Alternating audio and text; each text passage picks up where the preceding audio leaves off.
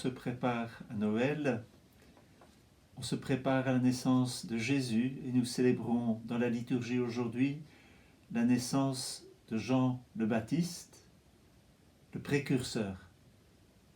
Nous lirons l'Évangile en Luc chapitre 1, 57-66.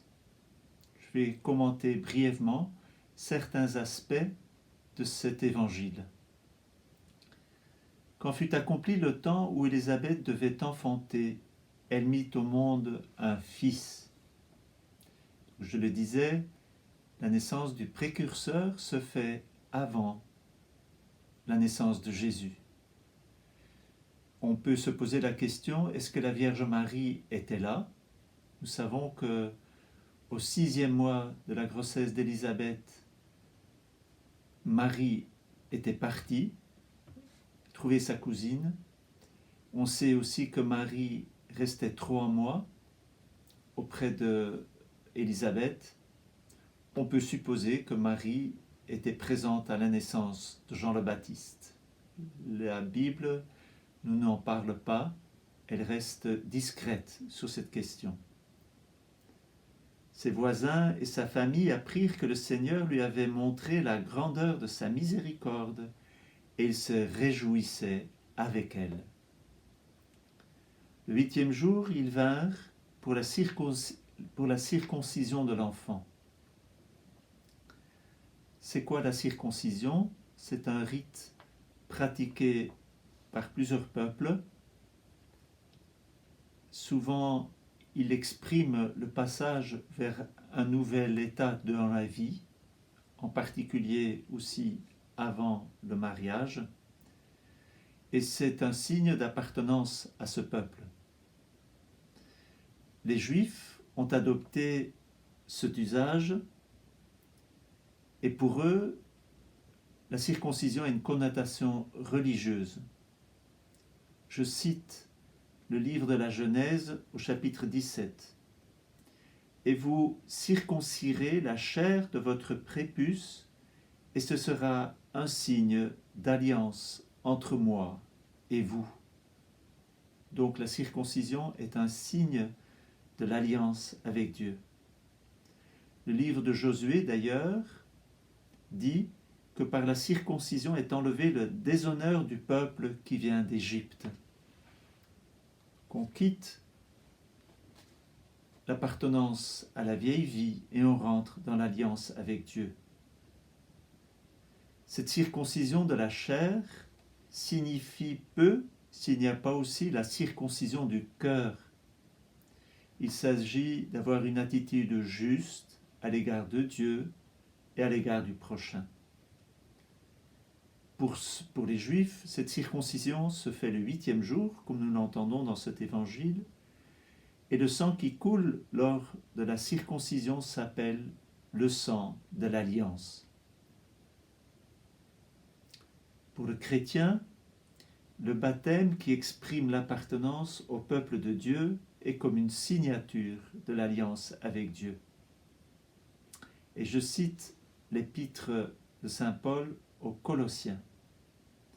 En lui, nous avons reçu une circoncision qui n'est pas celle que pratiquent les hommes, mais celle que réalise l'entier dépouillement de votre corps et votre chair. Telle est la circoncision qui vient du Christ.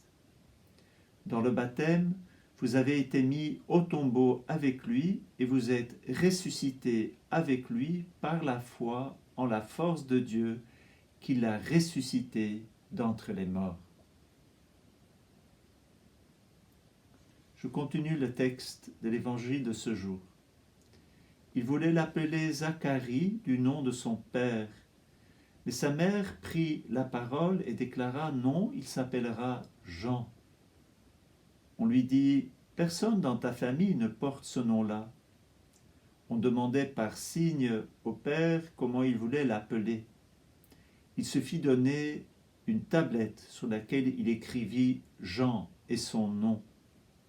Et tout le monde en fut étonné. La question du nom. Souvent, on donnait le nom du grand-père, mais comme Zacharie était avancé en âge, on lui donnait le nom de son père. D'ailleurs, dans le peuple juif, c'est le père qui donne le nom à l'enfant. C'est une façon d'exprimer que cet enfant lui appartient et qu'il fait partie de sa descendance. En donnant son nom ou celui d'un membre de la famille est exprimé le désir qu'il reste fidèle à la famille, continue le travail et la position sociale de la famille. Le changement de nom signifierait une séparation du groupe. Dans la Bible, il y a souvent le changement de nom. Ce changement accompagne toujours la nouvelle mission que Dieu confie à une personne.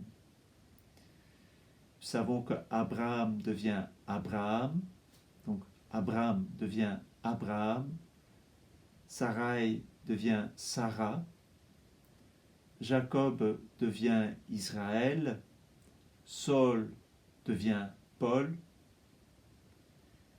Il ne s'agit pas, dans cet évangile aujourd'hui, pas tellement de la signification du nom de Jean. Le nom de Zacharie est d'ailleurs proche de celui de Jean. Zacharie signifie « Dieu s'est souvenu » et Jean, « Dieu a fait grâce ». Il y a un lien entre les deux. Mais ce changement de nom signifie cette mission particulière que Dieu vient confier à son précurseur. Aussi pour nous, il peut y avoir un changement de nom, en particulier les religieux qui quittent l'appartenance à leur famille pour faire partie plus explicitement, par la mission qu'ils revêtent, de la mission de l'Église. À l'instant même, sa bouche s'ouvrit, continue le texte de l'évangile de ce jour, sa langue se délia, il parlait et il bénissait Dieu.